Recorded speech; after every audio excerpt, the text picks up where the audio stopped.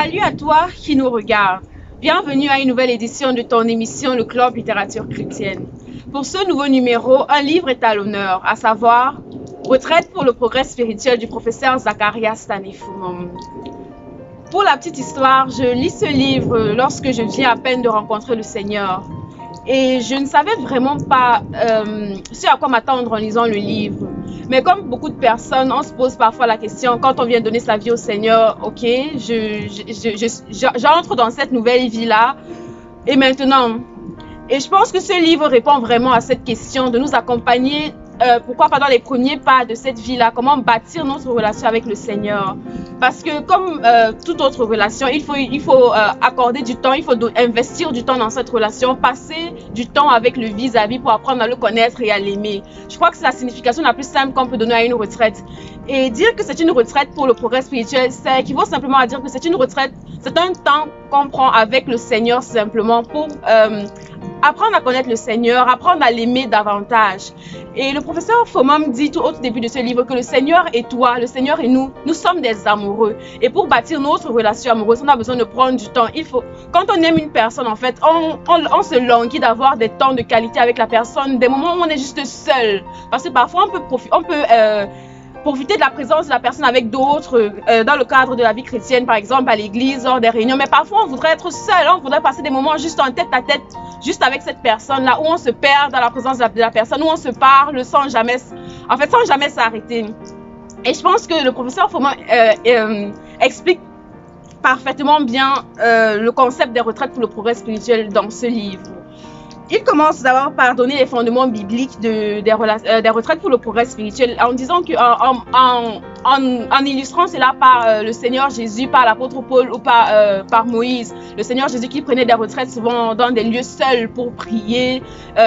Moïse qui allait sur la montagne pendant 40 jours seul pour se retrouver avec le Seigneur, et également l'apôtre Paul.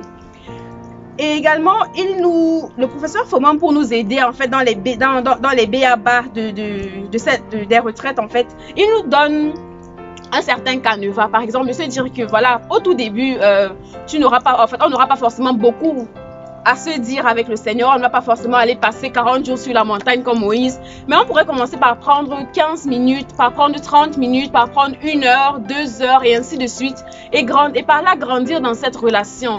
Vous êtes d'accord, vous conviendrez avec moi qu'avec le temps, plus on connaît une personne, plus c'est facile de passer de longues heures dans sa présence. Plus on aime une personne, plus c'est facile de se perdre en fait dans la présence de la personne.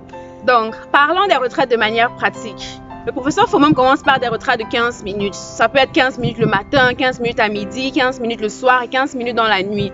Et il propose des sujets de prière, des points de prière à élever pendant ces 15 minutes.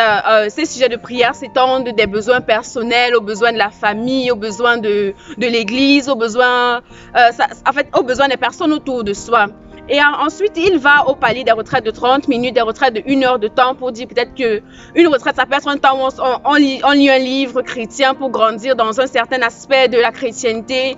Et il s'étend à des retraites de 24 heures, de 72 heures. Et puis, il donne un planning très, très détaillé. Il propose en fait ce planning-là de se dire, il propose 1 heure de réveil, un temps de prière, un temps de lecture de la parole, un temps pour dormir, un temps pour manger, au cas où c'est une retraite où on voudrait manger.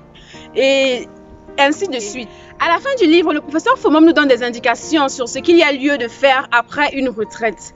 En considérant par exemple le cas de Moïse, lorsqu'il est descendu de l'une de ses retraites de la montagne, son visage brillait et le peuple parfois se rassemblait autour de lui. Donc, lors d'une retraite, il y a des choses qu'on reçoit de Dieu et parfois on serait empressé peut-être de partager cela avec les autres et de leur dire. Mais le professeur Fomam nous recommande d'être prudent par rapport à cela et de demander au Seigneur ce qu'on peut partager au sortir de cette retraite et avec qui même on peut partager ces choses-là.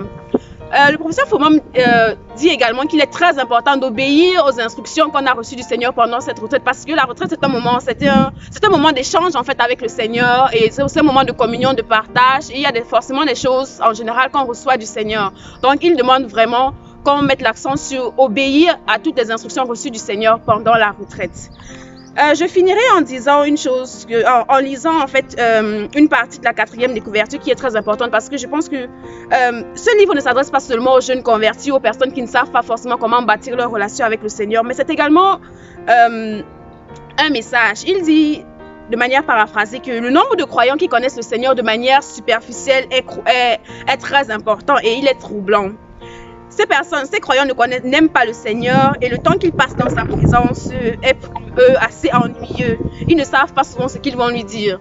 Donc je pense que ce livre, c'est pour toute personne qui veut grandir dans cette communion avec le Seigneur de manière régulière, de manière quotidienne. Il faudrait vraiment lire ce livre pour grandir dans cet aspect de la communion avec le Seigneur. Et avec le temps, on va se rendre compte que la relation avec le Seigneur, c'est comme une relation avec une personne qu'on voit physiquement, si je peux utiliser le terme. C'est quand tu passes du temps longtemps sans voir cette personne te manque, tu as envie de voir la personne. Et avec le Seigneur, ça deviendra pareil en fait. À un moment, tu voudras te dérober de la réalité, te dérober du monde qui file à 100 à l'heure pour juste passer un petit moment avec le Seigneur pour ressentir en fait ton âme reprendre vie. Donc si toi aussi tu veux devenir un plus grand amoureux du Seigneur Jésus, apprendre comment passer du temps avec lui et grandir dans ta relation avec lui, je t'invite à te procurer absolument une copie de ce livre. À très bientôt pour une prochaine vidéo. Que le Seigneur te bénisse. Reste scotché sur ce canal.